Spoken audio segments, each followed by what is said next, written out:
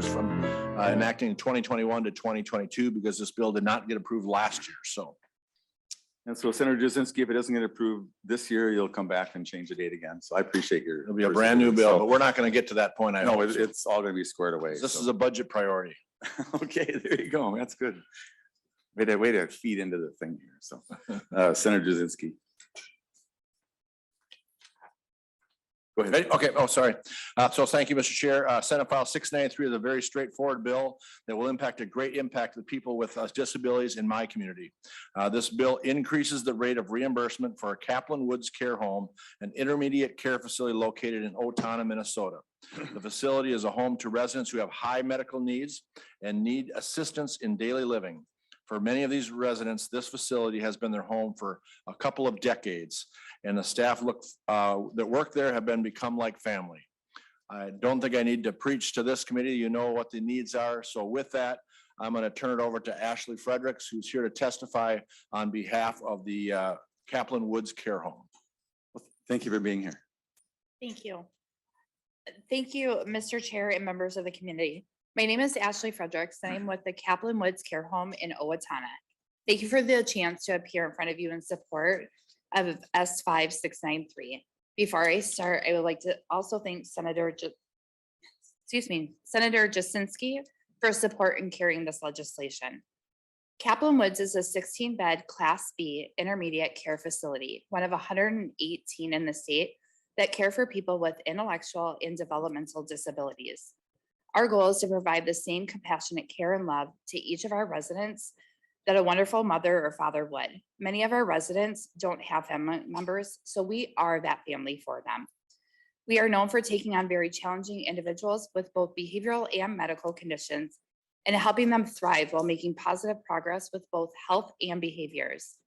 To put the medical care in context, some residents we feed through G-tubes, or we need to monitor 24/7 for severe conditions such as diabetes, seizures, or COPD. Some are blind and many have degenerative conditions in addition to mental health challenges. Many of our residents come from other care homes where the sending home gets to a point where they can't or no longer want to take care of that resident. As an example of when our newer residents came on a short-term stay after breaking her ankle in the 2-bedroom home she was living in.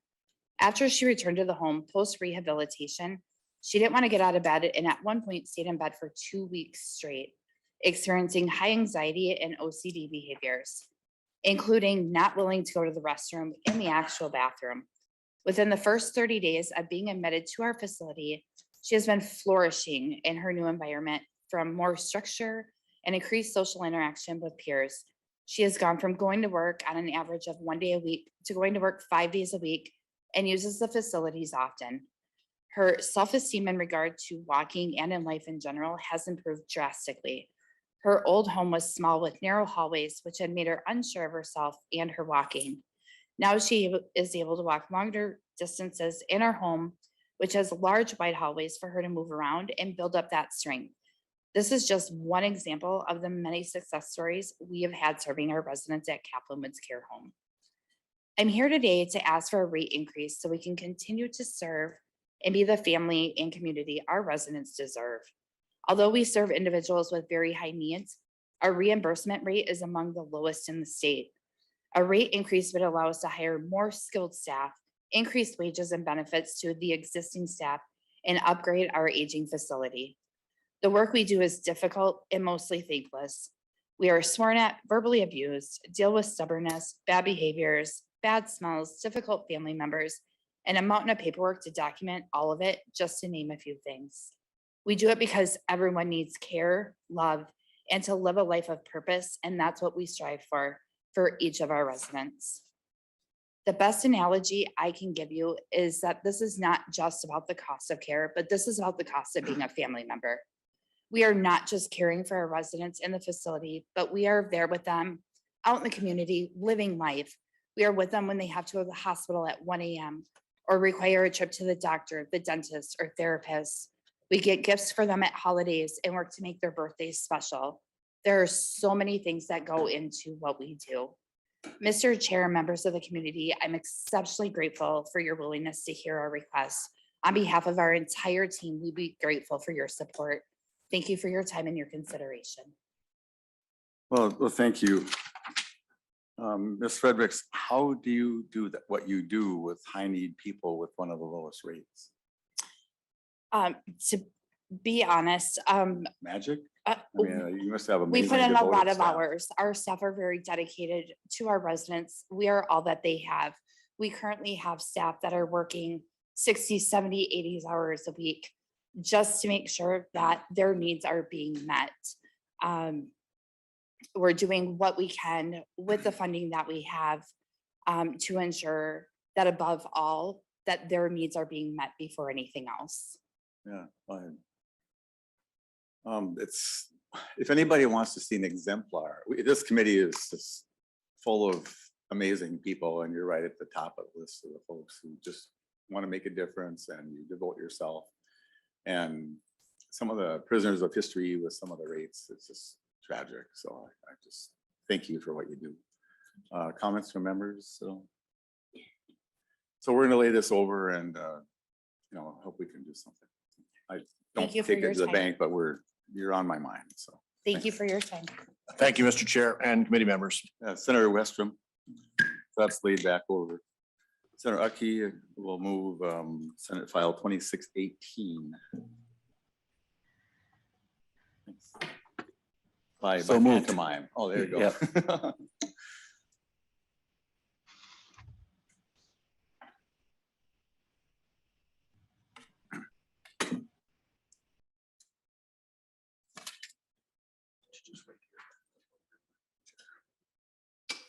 So Senator Westrom, Mr. welcome Chair. to the committee. Nice to have you back. You don't come very often. If you Not come too more often, often. we'll put you on the committee. You can be a part We of don't this. ask for a lot, but when we do, we expect Yeah, a lot too. lots. But So Senator Westrom, go ahead. Mr. Chair, members, I've got one of my constituents will join us by Zoom to explain the need for this bill, but the Senate file deals with the rate increase in one of the homes in western Minnesota, about as far as you can get to the west in our state without being in South Dakota, in the Ortonville area, which is part of Big Stone County in my district. And Mr. Chair, we're just asking for you to give consideration to a rate increase on the low reimbursement that they receive compared to others, similar facilities across the state and in rural Minnesota.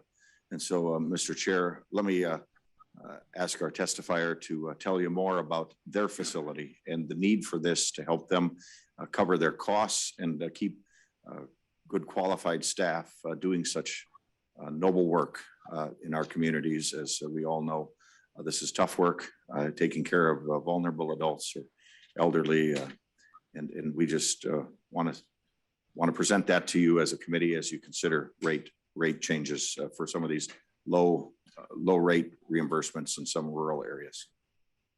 Thank you. And you have an amendment, Senator Westrom. So Senator Uckey will move that. It looks like it's kind of technical just to make it work. So any questions about the, Senator Uckey. That's my understanding too, Mr. Chair. Okay, I'll move it. Otherwise, I was Excellent. getting ready to vote. So Oh, that's it's, fine. it's a good amendment, right? It's a good amendment. Yeah, thanks. Any questions about the A1? It's just technical. All in favor, say aye. Aye. Opposed. Okay, Ms. Carrolls, welcome to the committee. Thanks for being here. Thank you so much, Thank you so much, Mr. Chair and committee members, and thank you, Senator Westrom. It's kind of hard to follow up the previous speaker. She gave me all the skills, but I'll do my best. So again, much as Mr. Westrom said, we are asking for a per diem increase. You know, of the 118 facilities like Monarch Heights in the state, we are the absolute lowest. We're not one of the lowest. We are the lowest, currently at a rate of $142.09. You know, I could throw at you how much we do. We're a family, because absolutely, without getting emotional, because that's what I do. Basically, we change lives. We're a home. We were created in 1982, Monarch Heights was, and we were a vision from family members from the community to create a home atmosphere and environment, not just another institution for adults with disabilities. We're not a part of a huge corporation or company. We simply are a vision from our community. So we are licensed for 12 beds. And again, we're the lowest rate. To put it into perspective, we have 20 staff, 5 of whom have been there for close to 20 years. We support our home by dedication and the support from our community and family. Of the 118 facilities, like I said, we are the lowest. The average per diem rate in the state is $360. So we are very below. We're asking for this rate increase to put us on a level playing field. So that way, when statewide increases happen, it makes a difference for us. I was running numbers because I'm a numbers person, and looking at the past 10 years, there have been various rate increases, which have totaled $8.54 over 10 years. So that's 85 cents a year. On the flip side, our licensing fees have increased,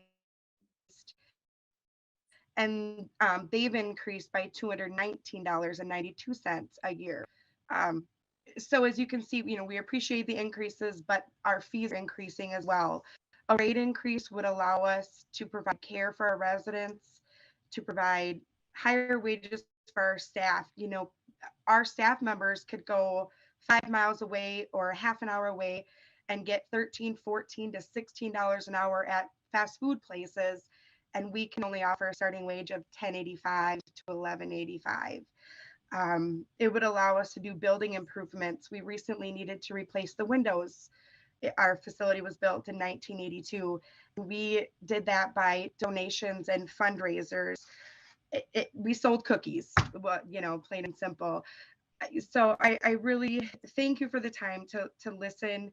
This is life-changing, and a per diem increase, simply put, would just allow us a chance to keep making a difference in the lives of our residents. And like I said, 6 of the residents have lived at the facility since it opened.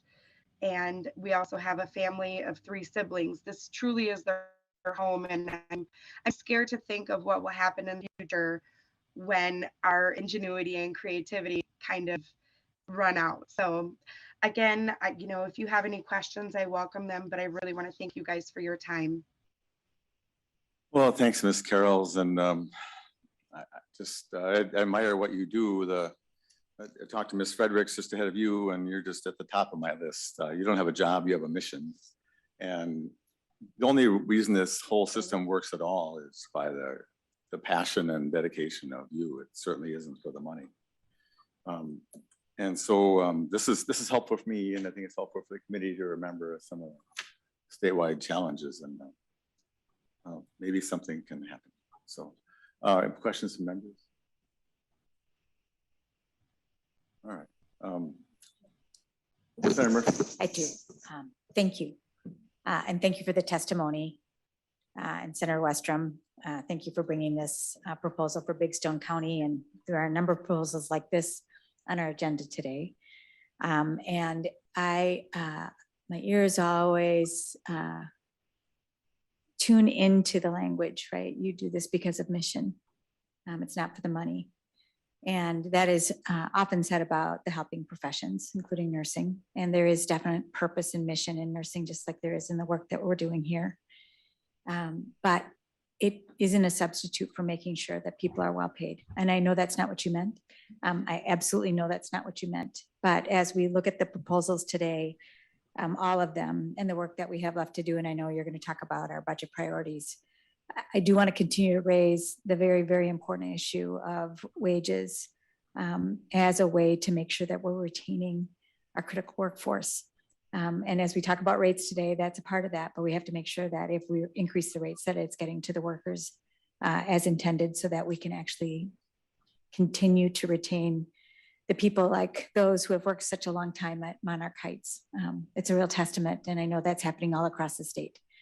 So I just want to make sure before we get into the nitty gritty of our work in these next couple of weeks that I'm raising that for you one more time. Thank you. No, actually, I'm grateful. And I think that you picked up on it exactly. It's, I mean, the Peace Corps pays a little less. But I mean, the only reason this works at all is because these individuals care so much for their clientele. So maybe this is a good time to announce that number. So, I've been working, well, and so Ms. Carroll, you get to be here at the time when we're going to talk about, I don't know what to work out for you, but about the topic. And so you clearly have got people that are so dedicated, they're willing to work at less pay than they can get probably almost anywhere because they love their staff. And I don't know how that can go on for very long. And we've had testimony upon testimony since September about places like yours that have not been successful in staying open and serving those families. And it's just crushing to hear about it. Nursing homes, assisted livings, not so much those, but ICFs and group homes and people having to be moved. And so I don't know if I'm sure you don't watch this program is amazing to watch, I'm sure. I have real work to do. But so just a couple months ago, we brought out a kind of a rescue plan for $322 million, including some retention bonuses for your workers, 206,000 workers across the state, which actually costs $206 million. And then some hiring bonuses for people that want to come on board, $1,500, and then $1,500 to you as the employer to cover the training. And then an additional $110 million in a kind of a bonus rate that would go out. Although I'm not sure that's part of you because you're not in DW, but in the DWRS world. Anyway, so, and we knew that was just the beginning. It was, I'm not going to use the B word because I'm so tired of it, but it was a very important emergency help for a system in distress. And the governor responded and offered $268 million in a somewhat vague, but ours is kind of spelled out and his is yet to be defined. But anyway, so there's interest there. But everybody said all the time, well, what are you going to do for the long term? And I've been working on this long-term thing since that question came up the first time. And so I'd like to announce that we don't have targets. We have budget priorities. It's a key difference because if you had targets, then they'd be targets. If you have budget priorities, it would look like a target, but it's a budget priority. Do you understand the difference? Anyway, so the budget priority that we have in this committee altogether is 1.322 billion. Another 1 billion in this area. And that seems like a big number until you start trying to buy stuff with it and it becomes a small number. But at this point, it's the biggest number going. And Mr. Chair, yes. Is that for the 3 years? Yes, for the 3 years. Yeah, over 20, whatever. Yeah, through 25. So the next 3 years. And the new money is actually based on 250 million in this next year and 750 in the tails. So it's real money.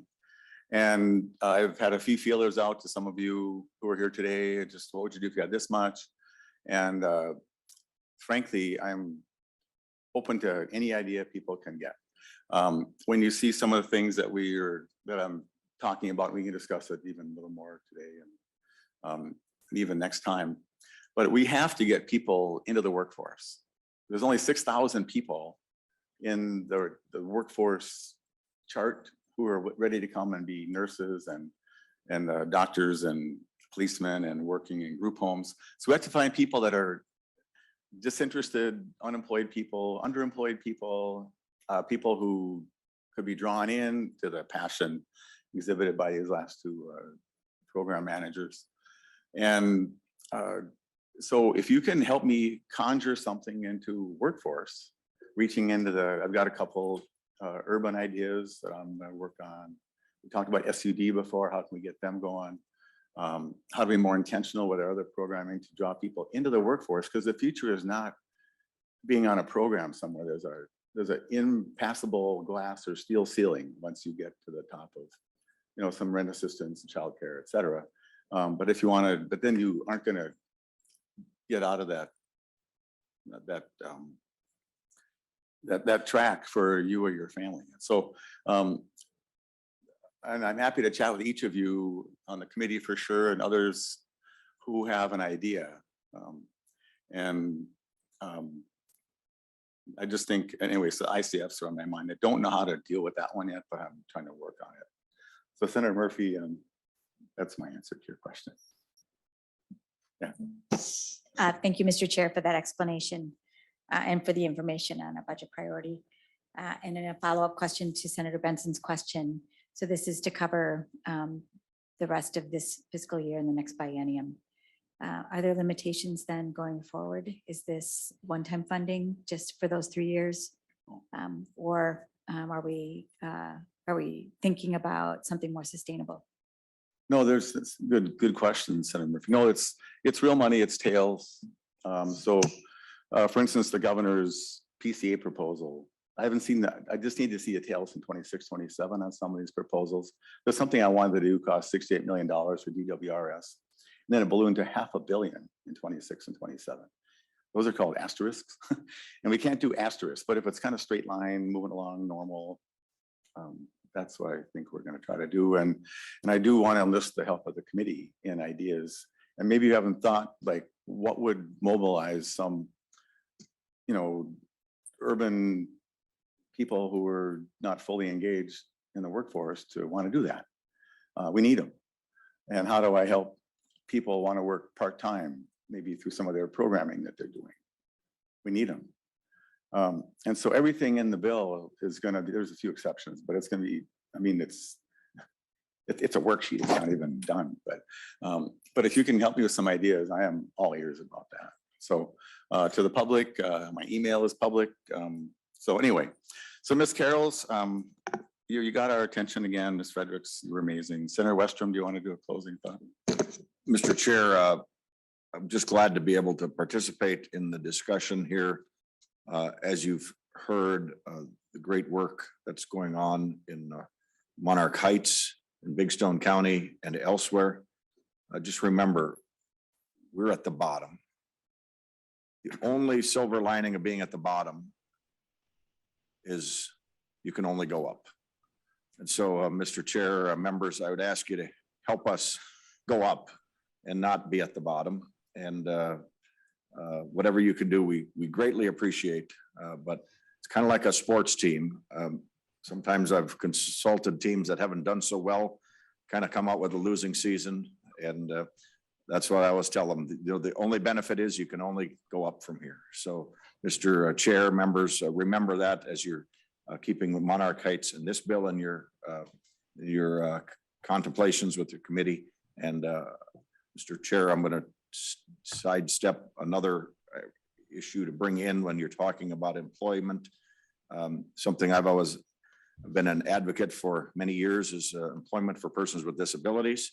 And I tell groups and chambers and others and anybody looking for employees, sometimes that's an overlooked class. And anybody looking for employees should also be sure we're looking for persons with disabilities that are eager and great employees and very capable and doing many, many jobs. And so that's something we need to also think about. How do we incentivize and make sure there's no cash cliffs or disincentives in certain daily rates or needs, supports that some persons with disabilities may need just to get dressed and just to function each day, but they also have an eagerness to work and the gratitude that comes from that. And so that's a group of employees we need to also find ways to engage and re-engage into the workforce as we have such a workforce shortage. I think it's a great opportunity for a lot of things that maybe have been overlooked at times. So Senator Weston, with that speech, that's almost like an acceptance speech to join the committee. So thank you for coming. It was a very good hearing. So thank you so much for being Very good. Thank you, Mr. Chair and members. I'm missing another committee right now, so I better get back. Oh, you better go back. Yeah, escape all you can. Senator Benson, do you want to go to the table or do it from your chair? All right. And so while she's moving, Senator Murphy and others, I'm interested in using some TANF to try to get rid of the 50%, earn $1, lose 50 cents piece. I would like to put 30 million a year into that and find a way to make it. You want to help me sort that out? I want to do some MAEPD to help people, anybody who can come into the workforce to stay there and not be driven out by $100 disincentive or something. So anyway, thank you. Senator Benson, welcome to the committee. Senate you. File 3136. Thank you, Mr. Chair. I'd like to move Senate File 3136 to be before the committee, and I'd like to move the A1 amendment as an author's amendment. Alrighty, Senator Benson moves the A1, and let's just vote on that. All in favor, say aye. Aye, opposed. Alrighty. Thank Senator you. Benson. Mr. Chair, and especially you and Senator Hoffman are very familiar with AMRTC and the whole committee with community behavioral health hospitals. What happens is counties pay for care for residents of that county at these two facilities. But then if someone no longer needs, I'm sorry, the care is taken care of by the state. No, I apologize. I was right the first time. Counties cover the cost. But when a person no longer needs hospital level care and should be moved to another facility, the counties are stuck paying when they have no way to move a client on. So for example, if someone completes treatment at AMRTC and should be at St. Peter, and the state doesn't have a bed available at St. Peter, they charge the county, I believe the number is approximately $1,600 per day for that client when the county has no ability to move the client to another facility. So what this bill does is instead of the county being 100% responsible, the state becomes 100% responsible. Let's be clear, the state is the one that makes all the decisions in these circumstances, who gets placed where, who no longer needs hospital level of care, but the counties pay.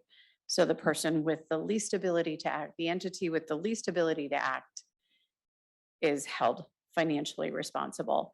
And so Minnesota statute states that counties are 100% responsible for the aforementioned cost of care at AMRTC and CBHHs when it is clinically appropriate for the client to be discharged.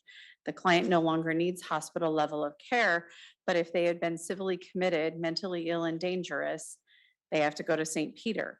If there are no beds in St. Peter, the person cannot be discharged and the person cannot be moved to St. Peter, and the state has all the control. Right. And they get $1,600 per day per person. I have a friendly amendment to your bill. I think rather than general fund, it could come out of, if they can't find a place, it should come out of DHS admin.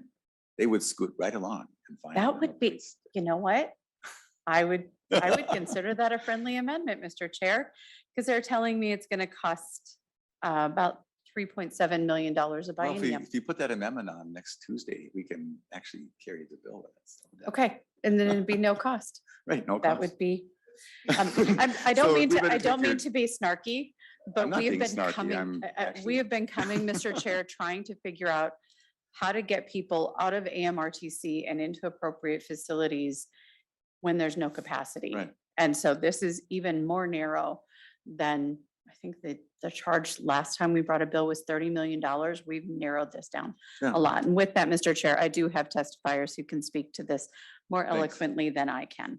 Thanks, and if the testifiers can go like a minute or two each, we kind of understand the thing, but Ms. Larson, you've come all this way through Zoom probably, but anyway, welcome to the committee. Or are you here in person? All right, No, Amanda. Welcome. Hi, Amanda.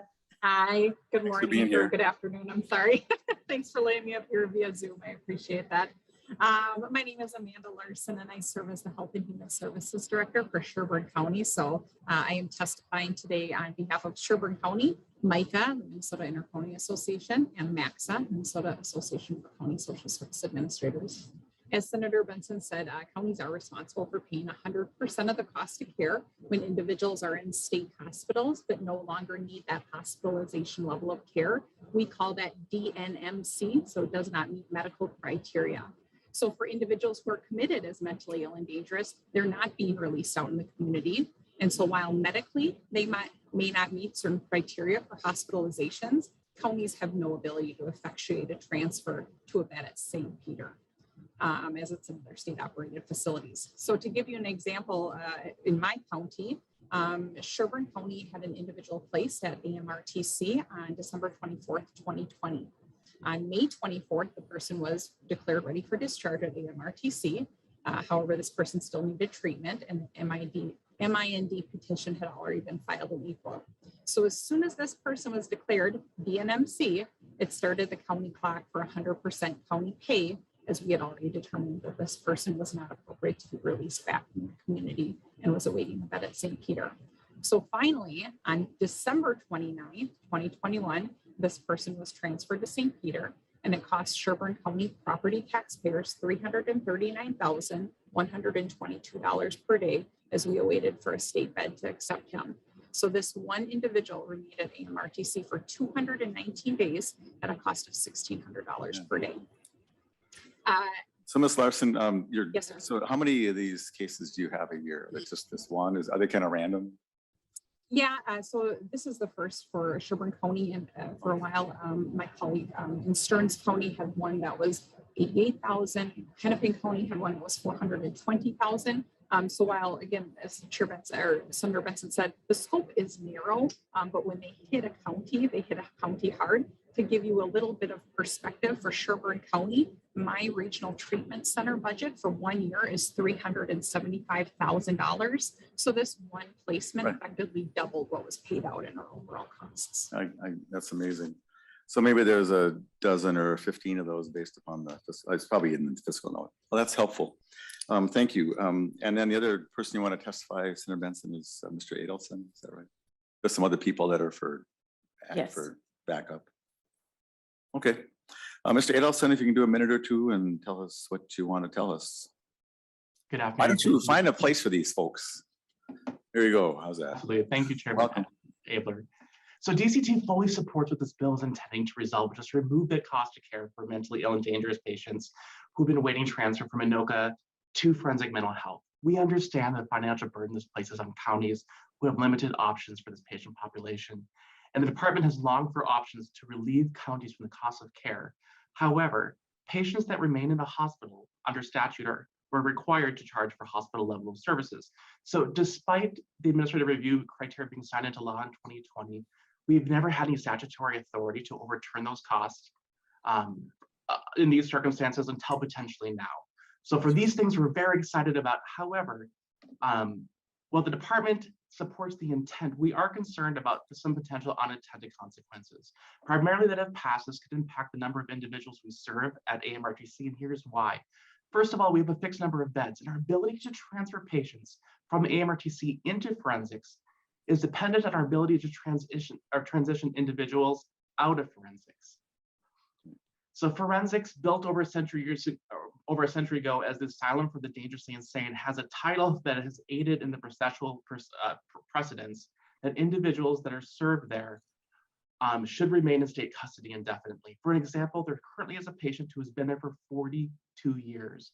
So with all due respect to the public safety concern, which is real, the perception is in contrast with the recovery and impacts our throughput. Thus, our beds at forensics are full, and the waiting list for patients waiting to get into a bed there also continues to grow. So how long is the waiting list? There are 20-ish individuals currently on, or 24, thank you, individuals on the waiting list currently. All right, that's and individuals in the community will take precedence to individuals at AMRTC, right? So if someone's in an unsecure setting, those will be admitted before individuals here. all right. So in the meantime, the patients communally mentally ill and dangerous are waiting transfer from AMRTC to forensics, are taking up beds here for those here at ANOCA. Right. For those who need. So none of them, we're just running out of time here, but none of those MIND folks are running at large. They're sitting somewhere under for safekeeping. Is that correct? Correct. All right. And here's where we really, it's so great to hear, our previous two items on the docket today, looking at how we really support individuals that are on the front lines of this work. So our nursing, certified nursing assistants, our home health aides, our group homes, all of these individuals are the backbone of our industry. And they're doing some of the hardest jobs while managing incredibly challenging patients, all through a pandemic to boot, and for wages that have stagnated for 2 decades. So as this committee is aware, this is a chronic problem that's further fueled by a pandemic and has reached a point where our programs that we need to discharge people to are closing, as they're not able to fill the positions at the rates they're able to offer based on reimbursement. Right, I got that. Welcome to the Mr. club. Chair. Senator Benson, do you want to wrap up? Go ahead. Clarification. So staffing at group homes is what's keeping people in the forensic system in St. Paul? Because Mr. that Adolphson? seemed to be what he said. You had a question? Needing a safe and viable placement is a part of the barriers that we face and individuals leaving forensics. That is correct. So Senator Benson, do you want to, that's an interesting question. Do you want to expand on? So, Mr. Chair, he was happy to take us completely off topic. The fact of the matter is the state has control of both sides of this equation and the county's paying for it. No, I get that. And but- so let's refocus on how we give some relief to people who have no ability to effectuate change. The counties for this category of individual cannot say we will find them an alternative placement. Right. They are simply prohibited No, I agree. It's from unfair. finding alternative placement regardless of staffing. And so the state should take responsibility for it. Got it. And so, so we have a pipeline issue as well, which is why they're backed up charging all this money. So, so another time, Mr. Adolphson, we'll talk about that, but I think it's a worthy discussion. It just is simply unfair. Just to point out, I was around when this came out the first time, and I think it was going to save $4 million, this whole niche. I think it's $16 million a year now or something. So cautionary note to counties and to the department and chairman in the future, if you're going to save $4 million by doing a share somewhere, it needs to be capped at that share. Because the committee at the time needed $4 million with no thought to the tails. This is probably just 444. And so now it became 4, 12, 16, and now you got to buy back to 16 when you're the chair and you haven't got the money. So Senator Benson, last word. Thank you, Mr. Right. Chair. That's all I've So got. that's laid over.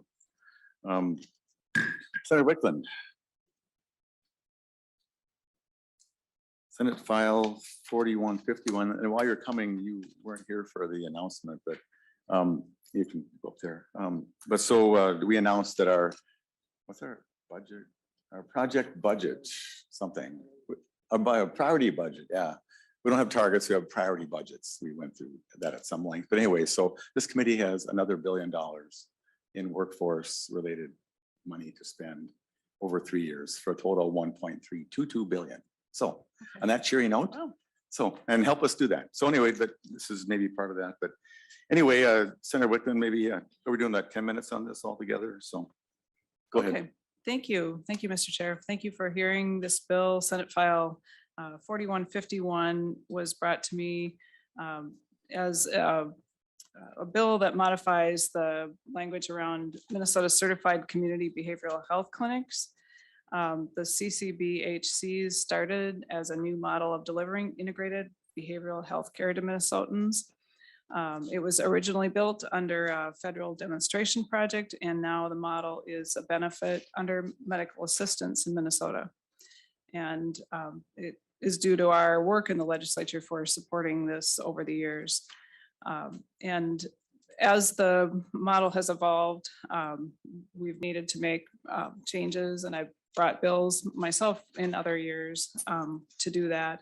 So this bill is the next step that needs to happen in the evolution of this model. It was designed to be a vision, or with the vision to be a one-stop shop for all eligible clients to receive integrated community mental and chemical health services. There's care coordination and streamlined supports from our mental health system. This is opposed to clients and providers having to navigate our fragmented systems for care. However, there is no single statutory or regulatory authority today that recognizes all the CCBHC services and requirements under one integrated clinic entity. CCBHCs are currently required to demonstrate they have all the underlying state required licensures or certifications, as well as comply with unique CCBHC standards before they can be certified as a CCBHC. These current standards have conflicting timelines and documentation requirements. As a result, clinics and clients are spending more time and energies in compliance and administrative work, not less. This translates to increased costs and time for providers that are already strapped under the ongoing pandemic and workforce crisis. This bill seeks to take steps to streamlining the model's requirements as CCBHC grows and evolves in Minnesota. And before I move to the testifiers, here. I do have an A1 amendment. Yeah, that so I'd like why to don't you bring move forward. this? Senator Wiklund moves to I'd like to A1. move the A1. Is that kind of a rehash of what you said? It's an author's It amendment. is, it's a delete everything and Alright. it is, Let's just adopt that. It's online. So all in favor of the A1, say aye. Aye, opposed. And is there a policy component to this, or is it all tied to money? Do you know? I thought it was all policy, but Well, we'll sort that out later. Yeah, I We're gonna lay it over for now, and if you can salvage policy out of this that doesn't necessarily have money, I'm happy to help with that. So, yeah, and hopefully the testifiers can maybe speak to Sure. that. I think Ginny Yeah. Palin would be able to speak to that part of it. But first, I would like to have Ashley Chose, who's Yeah. CEO of Woodland Centers, to offer testimony. yeah, thank you, Ms. Jose, is it? In just a couple minutes, welcome to the committee. Yeah, thank you so much, Chair Abler, members of the committee. I'm Ashley Cho, CEO of Woodland Centers. Thank you so much for the opportunity to testify on Senate File 4151 for the CCBHC policy changes. Woodland Centers, if you're not familiar with us, is a private nonprofit mental health center. We were established in 1958 and we serve 7 rural counties in west central Minnesota. We serve approximately 5,000 individuals every year that range in age all the way from toddlers to the elderly, and we have a really diverse array of services that includes 6 different licenses and 7 different certifications. And it's a whole range of different services from therapy, med management, substance use, crisis services, CTSS, mobile, and now most recently CCBHC. Woodland Centers was able to become certified as a CCBHC under the state plan amendment just a few short months ago in January 2022. And we are now one of 12 CCBHCs in the state of Minnesota. And it's anticipated there's going to be a number of other clinics seeking this certification across the state. And I also want to thank you and the rest of the legislature for supporting the CCBHC model of care. It's really changing our landscape of behavioral health across our state.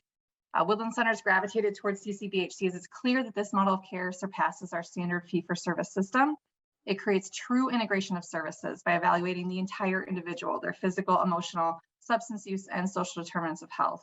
It reduces our silos in our healthcare system, ensures better access to services, allows care coordination activities, which is the linchpin for the entire model of care.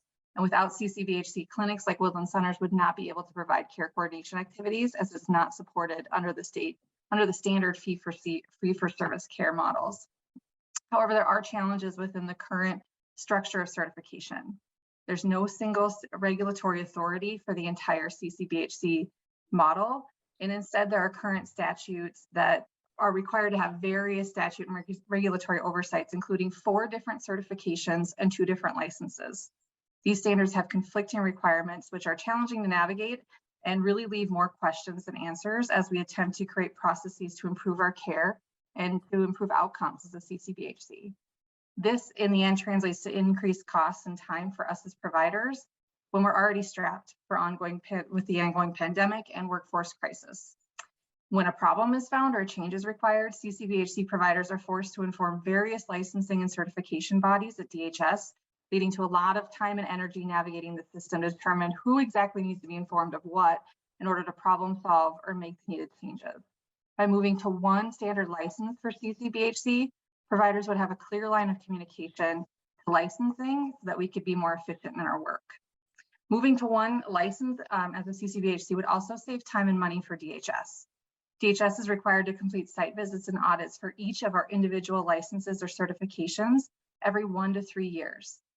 Site visits or audits usually require 2 DHS staff to be on site at our clinic for 2 to 3 days just to review one of these programs. So in any given year, Woodland Centers could have 3 to 5 audits, which equates to 6 to 10 DHS staff, 6 to 15 days of travel and hotel stay, and additional expenses related to travel. If we combined all of this into a CCBHC license, Woodland Center site visits would reduce by nearly half every 2 to 3 years. And that's just our site. And that would save us time and money as well as DHS. Okay. I just also want to be clear. Yeah, just wrap it up, please. So yeah, You're doing great, by the way. I just want to be clear that Senate File 4151 is not an attempt to reduce oversight by DHS or ensure standards of care are not being met. It's really meant to just combine the different licenses and certifications into one fully encompassed license so that we'd have well-trained DHS staff come in and provide us oversight to our entire system of care. It reduced the administrative burden And it's really similar to other efforts to reduce administrative burden, including the DHS-led universal service standards and the substance use disorder paperwork reduction effort. It's just another effort to increase efficiency and effectiveness. And as we grow this model in Minnesota, it's really going to be important to have clear, achievable, and sustainable requirements. So I'm really asking that you all please support the passage of Senate File 4151 to help us increase access and improve the CCBHC model of care. Super. I was smiling when you talked about staffing at DHS and how it's going to save money. Ms. Palin, did this get a fiscal note in the House or anything, do you know, or do you have any estimate about what the cost might be? Thank you, Mr. Chair and Committee. I'm Jinley Palin with the Minnesota Association of Community Mental Health Programs.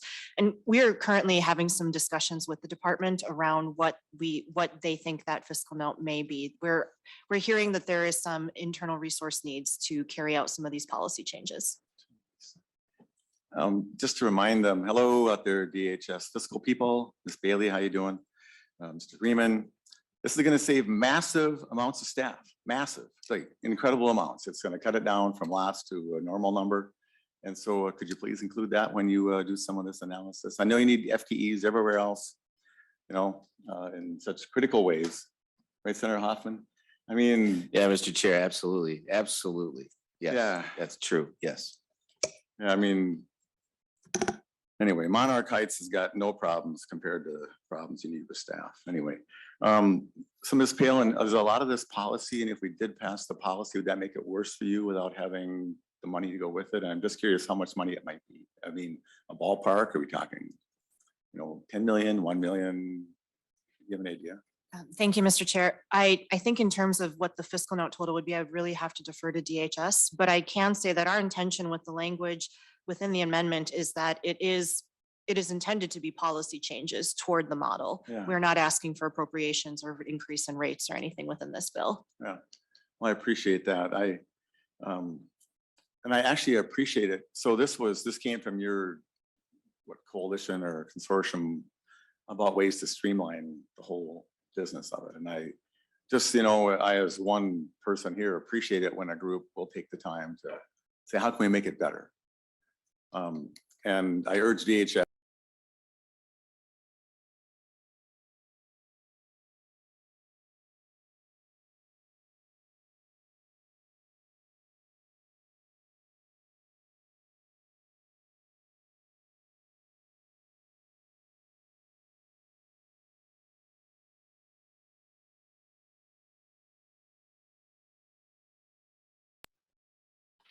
Thank you, Mr. Chair. We really would love your support. We really believe that CCBHC is a foundational new way to make sure our services are made more accessible, especially as we're facing a mental health crisis, both across adults and children. And so we're really seeing this as a huge potential, and we would really love your support to keep the model moving forward. Yeah. Did the House request a fiscal note, do you know? Mr. Chair, the House has not requested the fiscal note, and we are currently working with the House on the best next steps for moving it forward in the Yes, House. you have, but this is new, this piece here. So maybe we should, Mr. Albrecht is gone, but just remind us that we're waiting many fiscal notes from DHS, and I'd hate to clunk it up with more, but if we can, we'll try to carry this on Tuesday. So Senator Wiklund kind of keep nagging somebody to. I just need a ballpark. If it's 50 grand, which nothing is that cheap there. But if it's a small amount of money, I have a minuscule amount of money for projects like this, not related to the workforce. Senator Wiklund, closing comments. No, thank you, Mr. Chair. I appreciate getting hearing, and I hope that we can find a way to support it. All right, Thank cool. Thank you, Mr. Chair. Late over. Thanks a lot. Senator Housley, do you want to come to the table? And Ms. Cullen, welcome to the committee. And is anybody else in person here, or are your other folks robotically on Zoom? Senator Hoffman. Notice that YouTube lost your audio and want to What? make sure it's back. Somebody want to double Like- check that? I just got a note from people. Like, There are you think people I that know how to actually fix watch. that? So if I I don't talk know. louder, would that work?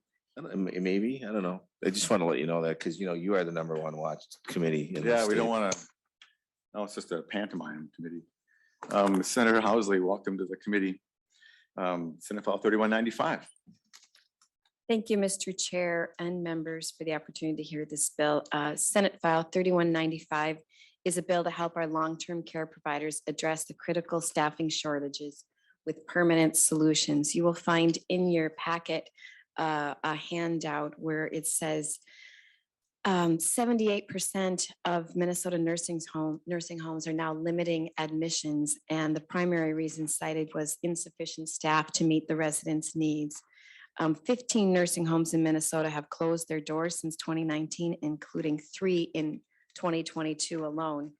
As you heard earlier this year, these shortages, nearly 20% of the total workforce in long-term care, are impacting seniors and their families' ability to find senior services in communities across the state. This bill adds more wage costs to the facility-specific cost-based portion of the rate.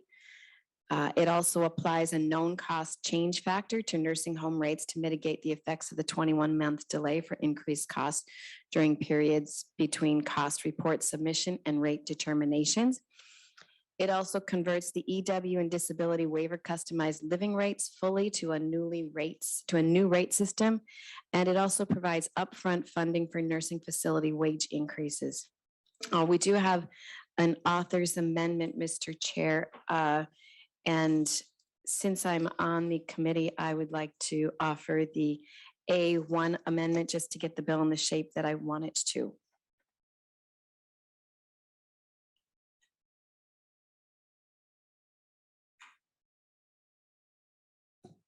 Thanks.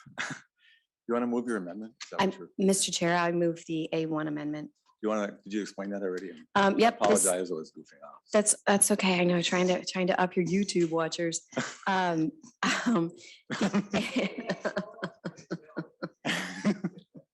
A1 amendment will replace the placeholder language in section 20 to add a distribution methodology in the funding amount for the nursing facility wage increases.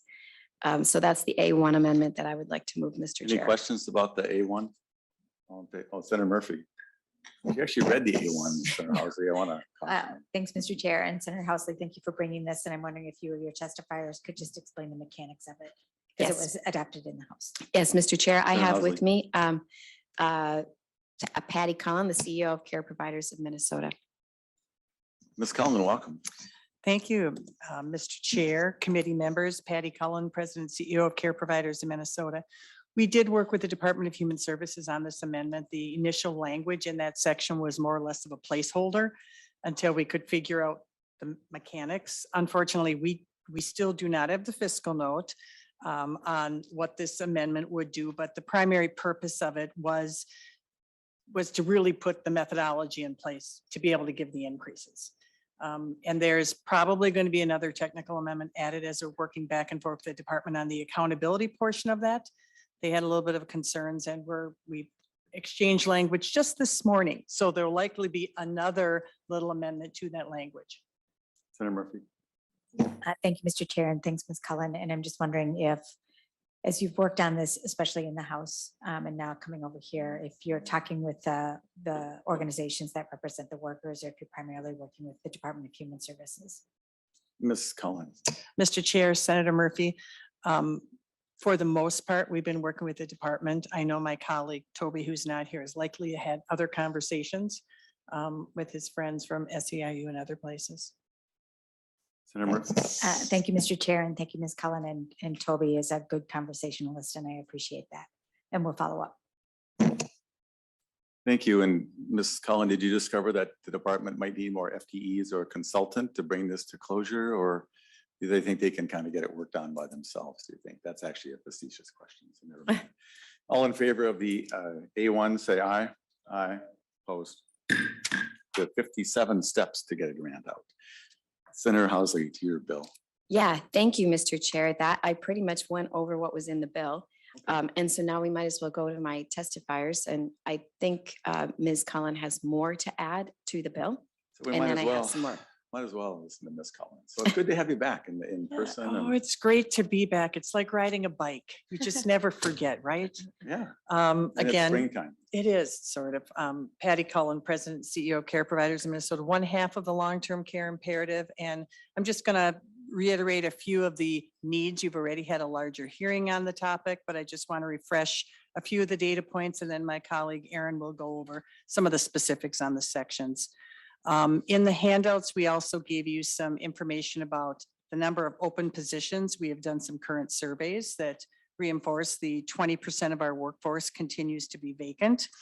We are also continuing to lose more employees than we're able to bring it in, about 1.25 more resignations than new hires. Every time you see something in the newspaper of Target or someone else increasing their wages and adding schooling, it's a competition for many of our direct care positions. We also know that we've been entering a period of time where our occupancy has been at record lows for a couple of big reasons. One, we had to stop admissions. When you stop admissions because you don't have the staff, the occupancy declines. And also the real fact of the impact of the pandemic on our occupancy early on. We are growing our occupancy slowly, but we have a system that's based on having 90% but better occupancy, and we're right now at 70-some%. That has a huge impact on our cash flow. We also know, as Senator Housley mentioned, about the limitation on admissions. We kind of caused a problem with the hospitals in the height of the Omicron because we couldn't take admissions from hospitals, which backed them up, which caused the state to have to look at alternatives. We also know our assisted living had to limit admissions as well. And so it's not just that. We have, when you have an organization named Care Providers in Minnesota and people Google care providing, you get us. We had a lot of calls from family members who couldn't place their loved one. They were at wit's end in their community, and they'd call us and say, my local nursing home said, no, can you make them take my mom? Can you make them take my dad? Very difficult. Cash flow, because you don't have occupancy to have the money come in and you have increased expenses, far more expenses than you ever anticipated. That's been another huge issue for us. We know that we have folks that have 40% of them said if they missed one payment from the state, they wouldn't be able to cover payroll. And I think another 30% said maybe 1 month. The unanticipated ongoing pandemic expenses of PPE and testing is astronomical to the hundreds of thousands of dollars. So those are some of the things that are not tied to staff. But let me tell you that some of the other increased expenses have been having to pay pool staff, supplemental nursing agencies, bonus wages, overtime, just to keep your doors open. So that's describing the problem. Erin's going to talk about the solution.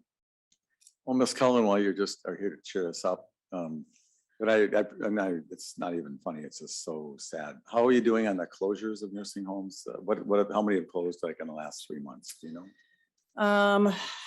This is my closure list, which I keep a running total since 2000. Since February, there have been 4. And we know that that's not it. It's not easy. February, to this close. is March, February of and- this year. Yeah. So we had 1 in February and 2 in March, 1 in April. Okay. That's And then expected. how many closed in the last half of last year? Do you know? Just roughly, I mean, 10 or we mentioned it at a hearing, there were a couple.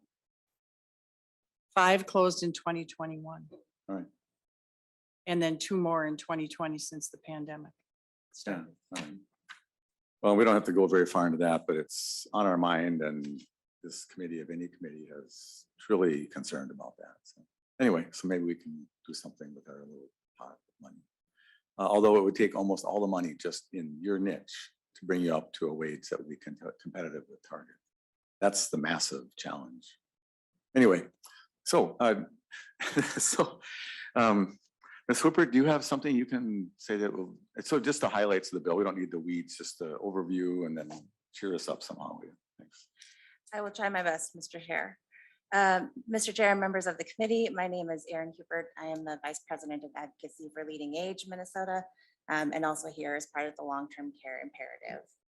In essence, the bill will provide solutions we need to recruit and retain staff on a longer-term basis, as well as stabilize the operations of our services. So Senate File 3195 will be able to provide permanent increases in staff wages, recruit staff in all areas, not just direct care. We lost a significant number of staff in our dietary and housekeeping areas as well during COVID, and are struggling to fill those positions. due to wage competition, as others have testified today. Particularly for employers who don't have a 24/7 workforce, who don't have, I think, the calling and service that is, I think, required for people who work in senior care. It's just very attractive to go to retail service.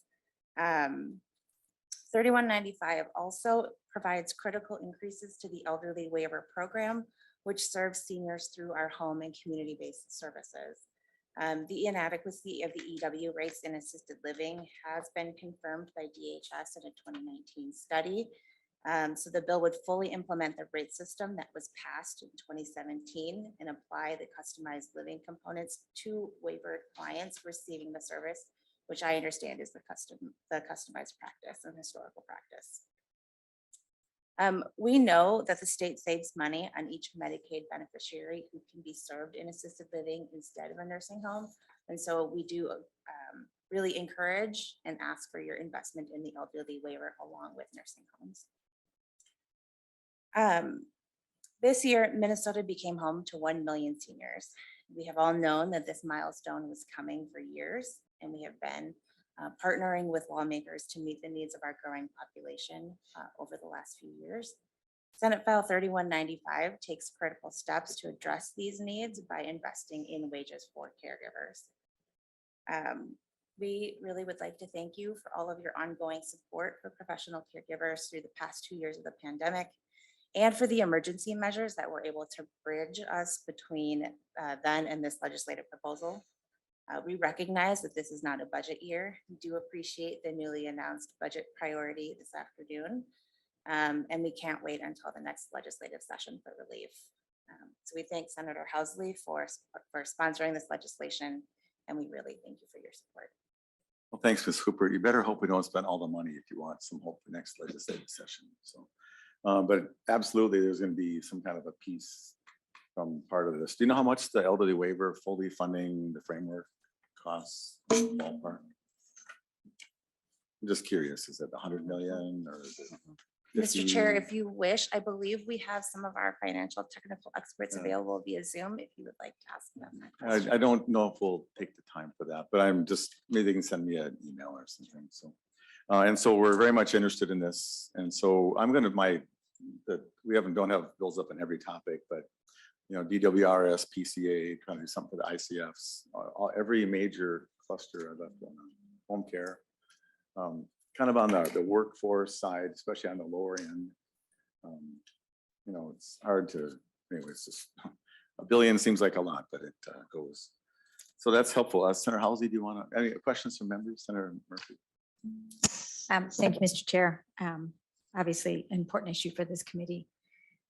And like everybody else, I am sure you have visited with people who work in assisted living or long-term care in the last couple of years. And I was recently to a facility in the district I represent. While I believe that money is an important factor, especially when we think about retaining a workforce, a skilled workforce, what I heard from the director of nursing and from the leadership of the facility I visited was a very profound and painful story about what they've experienced over the last couple of years. And workers leaving because they could no longer bear what they were experiencing in terms of loss.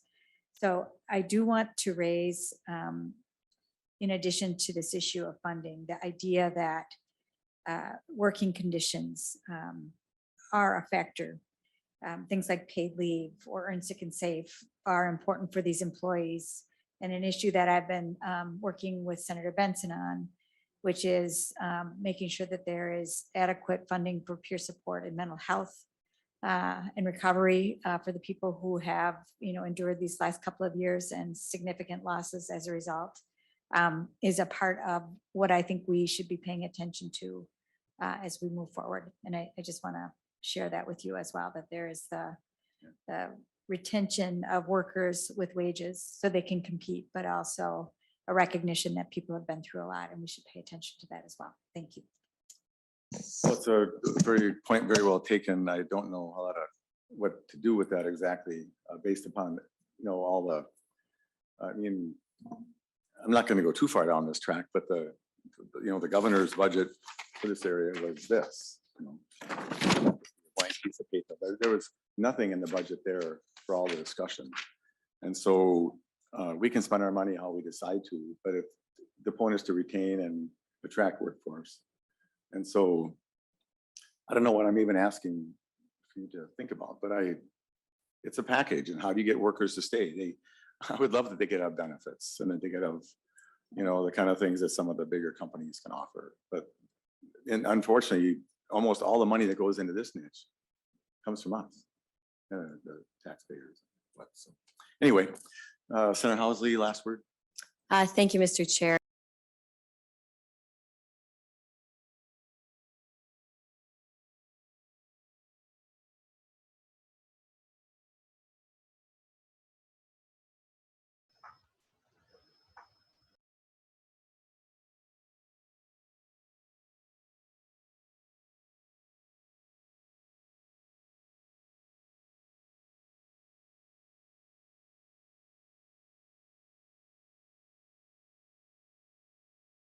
Closing numbers, we've now lost 20 nursing homes to closure since 2019.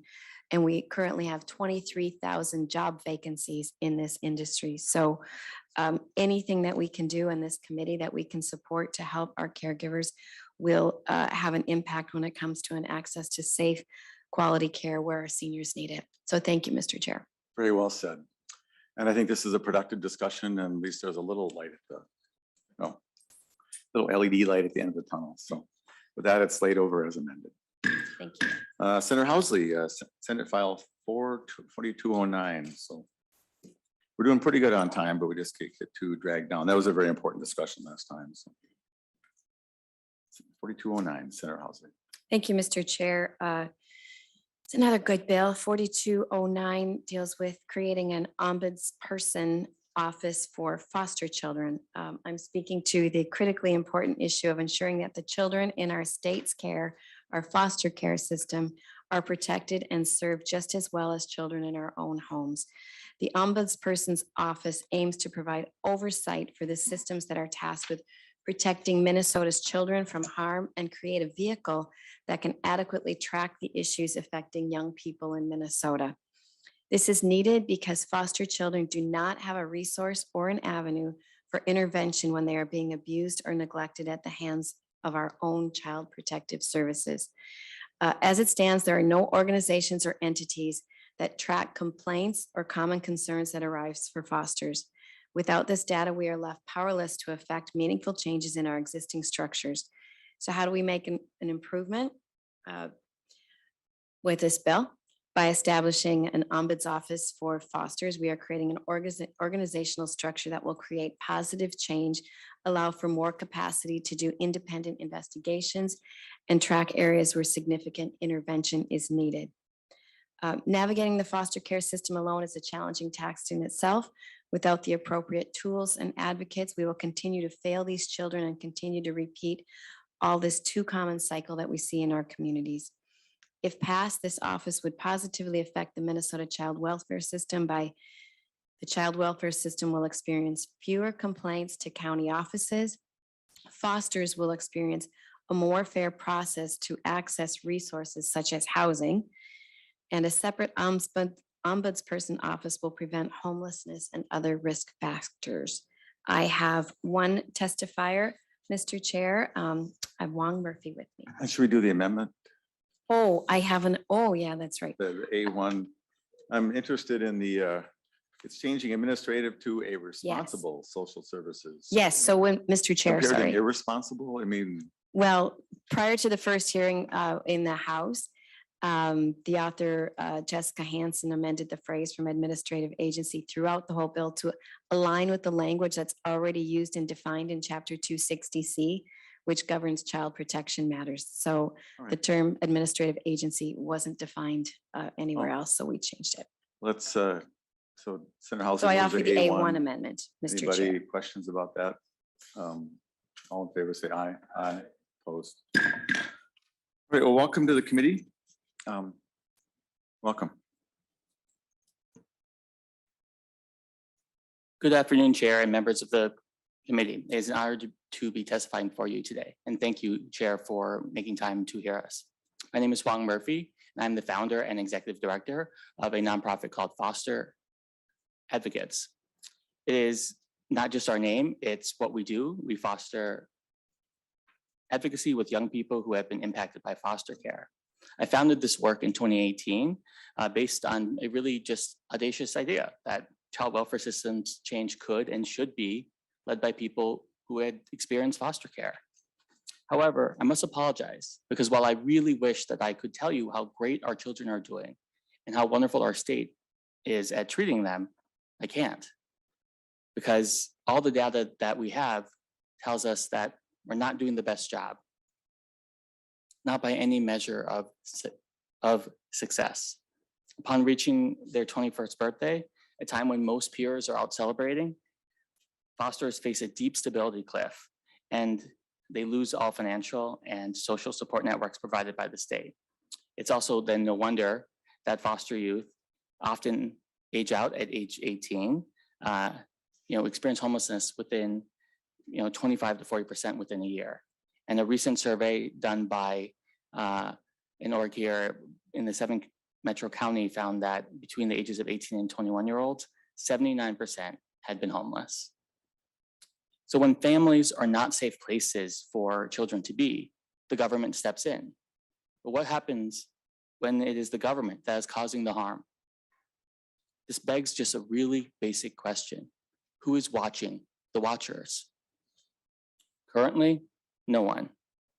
Children are entrusted to our care, must face the challenges of life on their own upon aging out, and they shouldn't have to face the foster care system alone with no one to call for help. And it doesn't have to be this way. We can do better for our young people. We must do better. Creating more opportunity for the Ombuds Office to lead meaningful change and improve systemic issues plaguing the child welfare system in Minnesota will have a trickle-down effect for the state's child welfare system by anticipating and fixing issues that otherwise may lead to further endangerment of foster youth and also may lead to potential lawsuits for any harm done.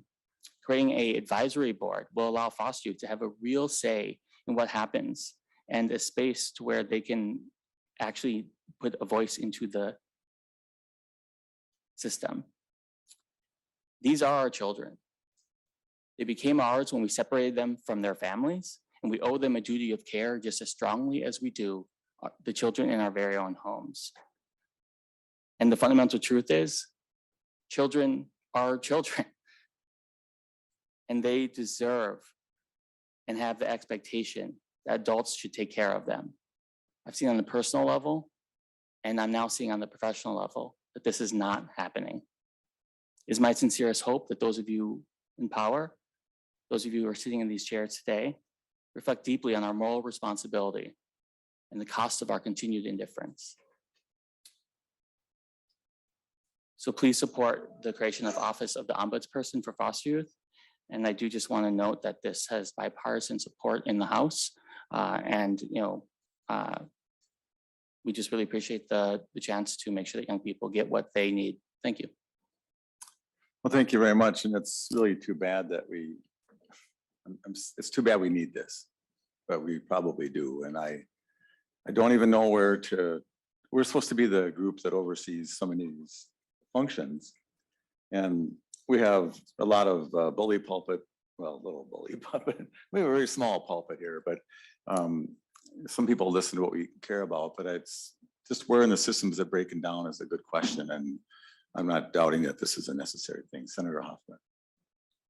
Thank you, Mr. Chair. And these are the reasons. There's a good friend of mine who said the reasons for government really is about children or elderly and people with disabilities, right? And just said, this is the reason when you look at the children's program on the national level has always said for years, we don't do enough to assure foster children get the necessary supports when they leave the foster care system. And I saw a picture, I remember, of a cliff and a child falling off. And Mr. Chair, I'm super supportive of this.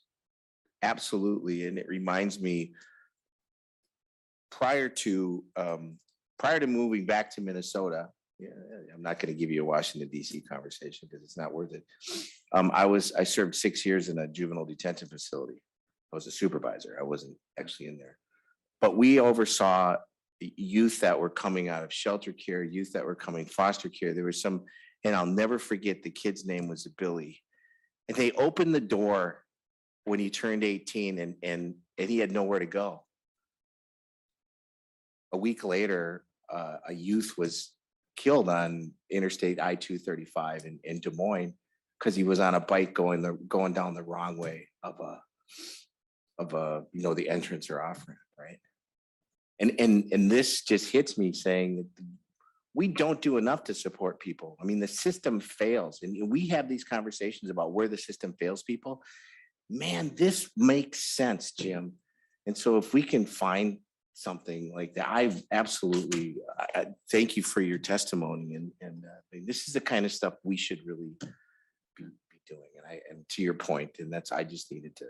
No, we did. There's more to that story, but I appreciate that story. And we did a foster persons, what do they call them, Bill of Rights a couple of years ago. I'm into that. Any other comments from the committee? Senator Housley, I think you're going to civil law with this thing. It's like a data machine here. So Is that where I'm going, civil law?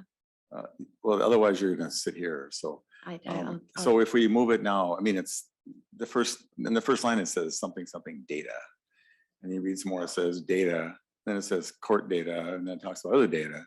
So just a random thought. So if for somehow you can weasel out of that, then you can come back here. Mr. Chair, I'm willing to take the risk to go. Yeah, I in the think you want to, data but so too, so anyway, the committee report can move tomorrow, and then you have a chance to try to get it over. Anyway, so we're doing our best to move it along. Heard it early, and away you go. So any questions about this? And excellent testimony, so thank you very much.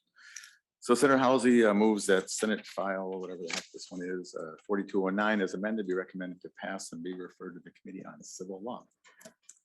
Everybody, any questions? All in favor, say aye. Aye. Opposed? You're on your way. Thank you, Mr. Chair. Thanks. Senator Hoffman. And Senator Franzen's not in the room yet. Just making sure. Right. Wow. Senator Hoffman, Senate File 3647, and you've got about 10 minutes start to finish. Thank you, Mr. Chair and members. I'll be really fast. Chair Abler and members, thank you for the opportunity to present Senate File 3647. This is that bill that we had talked about that gives the county's discretion to bill families at a cost of out-of-home placement. As you know, the cost of care policies currently require counties to bill families in an attempt to recover costs of caring for their child in out-of-home placements. While this may have been well intended in practice, as you know, it's significant waste of taxpayer dollars, makes it harder for families to reunify with their children, and adds financial strain to families at a time of crisis and piles on debt. As you know, that's that we spent $10.5 million in administrative costs to collect $3 million. Well, that's wise use of government money. But Mr. Chair, this bill, as you know, went to civil law, and we were in and out of there in 5 minutes, and they passed it back to here saying there's a posted note, I think, on your thing there. Senator Matthews said, "Do not mess with this. We're sending it back." That's supposed to be funny, but with that, I have Trish Sculpheimer and Michelle Koppel here, who are provided the testimony over in civil law, and we're here to answer questions and present to you, Mr. Well, Chair. thanks, and Thank you. Otherwise, what, he's gonna sue us? He's a lawyer. That's right. Yeah, he's a lawyer. You get We these just- lawyers. It's We like, just make laws, Senator Hoffman. We don't get to do any, anyway. So if you could help me understand the expense part of this. So we talked about it offline, and just given the time we have, I'd like to know who spends the money and who's gonna save the money. The money That gets, do you want me to introduce myself first? I'm Trish Oh, yeah, Sculpheimer please. with the Ramsey County Child Support Services Division. The most of the data that we have is around reimbursement that happens through the child support system specifically. There's not good data that tells us how reimbursement is happening in other places, and reimbursement does happen in multiple ways. Child support's just one piece of it. We also get reimbursement through doing tax intercepts, through direct billing of parents, through redirecting social security benefits, just to name a few. But in terms of what comes in through the child support system, a study shows that we spend about $10 million in child support expenditures, just operational and staff and things like that. And then the collections that we get come out to about $3,000. So you have child 3,000? support spending, I'm sorry, 3 million. Oh, yeah. Is that for the state or is that for your county? It's for counties. Really? Counties are doing, For the counties are doing, statewide, 87 counties. yep. So counties are doing this spending of the money in the child support budget, collecting the money and then sending it over to their social services budget. So in some counties, that's, overseen by the same person. In Is this some all counties, county it's not. money? Yes, sir. It Yeah. is county money, yes. So if DHS got the 3 million, they charge us 3 million, they save you 10. Correct. But we don't have to ask them that question. No, All right, is there going to be is there a state cost in this, Senator Hoffman? not that I know, Mr. Chair. There's some things that good old Jennifer Sommerfeld, there's a name for you, is working with Matt Freeman and Trish on, there's some nuances, some 4E stuff in there that doesn't touch civil law, but there's they're still working on what does that look like, but Yeah, so Ms. Keppel, you're here. Is that you there? Do you want to say something? Yes, thank you, Mr. Chair. Thanks for being here in Me. person. We're just still basking in the in-person thing here. Thank you. My name is Michelle Keppel. April 29th, 2014, my son was a victim of a very traumatic event done maliciously and on purpose by a person he loved and we trusted. Prior to this, he was a typical 14-year-old that was obsessed with racing motocross, playing hockey, and was not prone to getting into trouble. He changed almost overnight into an angry young man who hated the world and everything in it. He started getting into trouble immediately and very quickly spiraled out of control. At 16, he broke into a home with 2 other boys that included the boy that lived there. As a parent who believed in doing the right thing, I forced him to confess right away. The others did not. Ultimately, he was charged with first-degree burglary with extended juvenile jurisdiction despite having no prior history of theft or any other serious charges. The first night he spent at Washington County Jail, we were given a financial information request form. We submitted the completed form as quickly as we could because that's what you do. After several months of asking, I was told based on our combined household income, we would be responsible for the entire bill for jail. Now, I'm a county employee and my husband was working for the federal government at the time. While we were financially comfortable, we certainly would not be considered wealthy, very middle class. Eventually, we got an estimate for an anticipated 9-month sentence at the Eastern Regional Juvenile Detention Center. It would be either $250 a day, which comes to $7,500 a month, which is $67,500 for 9 months, or $199 a day, which is $5,970 a month, or $53,730 for 9 months. During my son's incarceration, we had a drastic change in my husband's income. Initially, Washington County told us we would still owe the entire bill. I knew from working for Ramsey County, I could request a hearing to dispute what we owed. Instead of letting that happen, Washington County agreed to reevaluate our financial responsibility. In the end, our bill came to $23,000. Add to this thousands in attorney fees and the cost of multiple mental health treatments and psychologists. Only through the sale of our home that we lived in for 12 years were we able to pay everything off. I respectfully request, senators, that you support this bill so no family has to go through the nightmare that mine did. Thank you. You have to pay to go to jail? Yeah. Yes.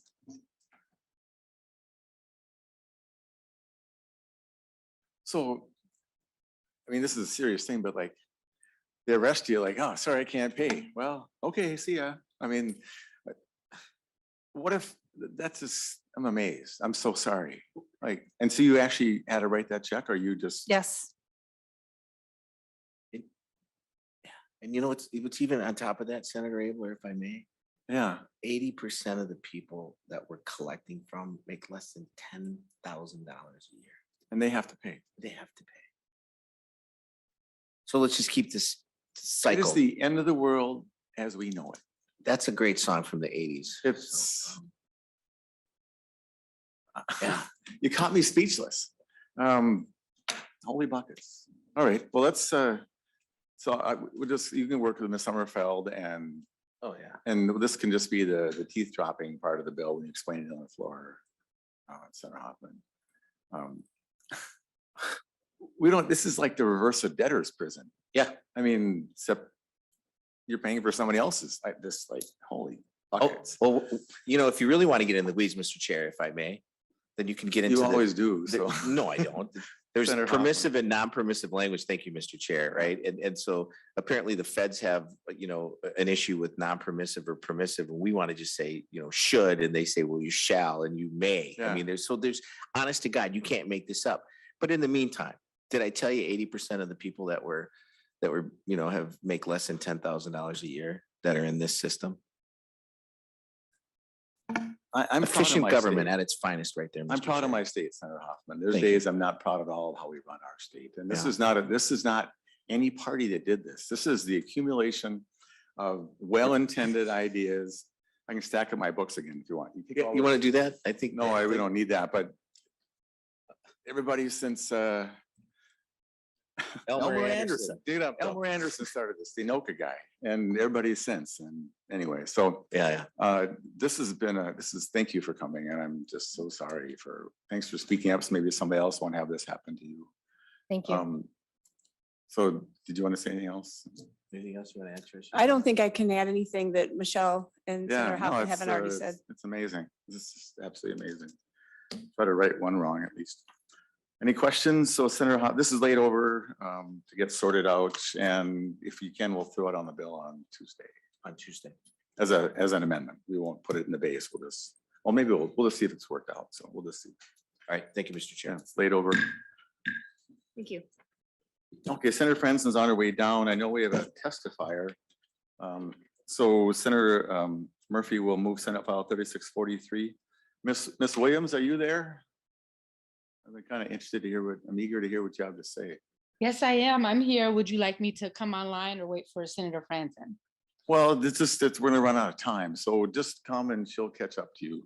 Okay, You can great. tell us, so the bill is there before us, it's been moved, and you know what's in the bill, and so tell us, we've got about, well, literally 10 minutes, we have to leave the room, so go ahead and in a couple minutes, tell us what you want to tell us.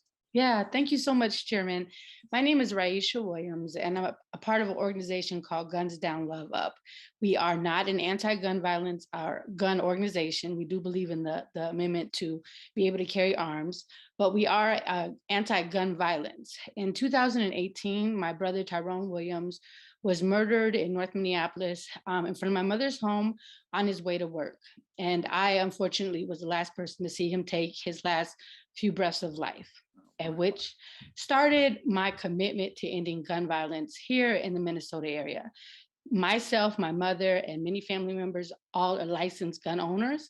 So we understand the responsibility of being licensed, being educated in guns and the usage of guns. But we realize that there is a surge of gun violence taking place across the Twin Cities. And St. Paul alone in the last year, 2,326 reports of shot fires have happened. And since in more than 20 years, there were 200 gunshot victims in St. Paul alone last year. And in Minneapolis, gun violence has increased since the year of 1995 to over 500 shootings and 600 people being treated for gunshot wounds. Gun violence is a public health crisis. It is affecting us all. Whether you live directly in the Twin Cities or you live in the suburbs or surrounding counties, this is trickling out and it will continue to rise. I am asking you to support our bill today to move forward to fund our organization, Guns Down, Love Up. We focus on doing a community at large media message campaign that promotes love, conflict resolution over violence. It is important that we take these measures to move forward and stop putting Band-Aids on bullet hole wounds. People are dying and they will continue. National studies have showed that across Minneapolis and other states such as Washington, D.C., San Francisco, and Oakland, gun homicides have made home ownership rates and the credit scores go down, decreasing the home values more than $22,000. And Also, it shows that a total cost of 63 million in medical treatment has been put into gun violence and gun wounds. We are here to promote conflict resolution through intervention, prevention, and intervention, prevention, and conflict resolution. We have been out in the community since 2018. We are a nonprofit. We have received grants through MDH, DHS, the city of Minneapolis, as well as St. Paul to do this work. And we're really made up of community members who are really committed to this work, but are all volunteers with a few staff members in order to really combat gun violence and to really be able to get out there and push the message and also create programming within the school systems to stop, such as programs like DARE, to get younger people to learn about conflict resolution and stop gun violence ahead of time. So we're asking you to support this bill. I thank you for your time, Mr. Chairman. I thank you everybody for listening to us. And I'm certainly open to any questions. Thanks, and Senator Franzen's here now, so welcome. I'm just glad you could make it. So Thank it's nice you. you can be here. We've had a very productive day, and now we saved the best for last. So the bill's been moved. We heard a very compelling, actually tragic story from Ms. Williams, and now Senator Franzen, if you would like to say something. Thank Please. you, and thank you, Ms. Williams, for and then members for hearing this bill. It's an important issue. Obviously, violence is a healthcare issue. It's a health issue, and it's playing in our communities, and we want to make sure that we address it holistically, not just with prevention strategies, but also with the healthcare strategies that we have in place. And I think that's why we ended up in this committee, that we know that this is part of a holistic approach to ending violence in our communities, and a proven strategies like this group with Ms. Williams and Ms. Nevels, who also is part of the group. Just want to make sure that you heard directly from them, and that if there are any questions, that we make ourselves available. But I appreciate the time given from this committee to this issue. So Ms. Williams, we have a few minutes, so and we're gonna lay this over, so there's not gonna be a vote. But so in a year, how many people would you interact with, do you think, in your group? Yeah, in our first year, we interacted with 2,000 people. And since then, we've had direct touch and just touch through our message media campaigns of about 8,000. We do a lot of our commercials on the local CW and Xfinity streaming networks that reach about 10,000 each time we relaunch it. But we've had many community members come to our healing circles, our mental health groups, and our community action events to promote gun violence. And we've had the number of about 38,000 over the course of our 3 years of being in existence. Well, good for you. I'm just sorry about your loss. Thank you. So you've kind of, so your organization is a singular focus pretty much, right? Yeah, we're focused on gun violence prevention. And trying to get people to work things out instead of doing something. Absolutely. And educating people on the proper usage of gun and education around guns, and mainly doing conflict resolution and how do we resolve conflicts through, mental health practices, through talking, through conversations, before we revert to gun violence as our only option. And this is not to minimize anything, I'm just trying to think, do you have any way to tell if something bad hasn't happened because of your work? I don't doubt for a second that all the people that you've touched are more squared away some way, but Yeah. I don't know how you measure what doesn't happen, but do you have a thought about that? Yeah, we have to turn in data that we collect to the city of Minneapolis as well as the city of St. Paul. But there's not a lot of extensive research data on our outcomes or any other gun violence prevention group outcomes. A lot of us have just come online in the last 4 years as the surgence of gun violence has happened.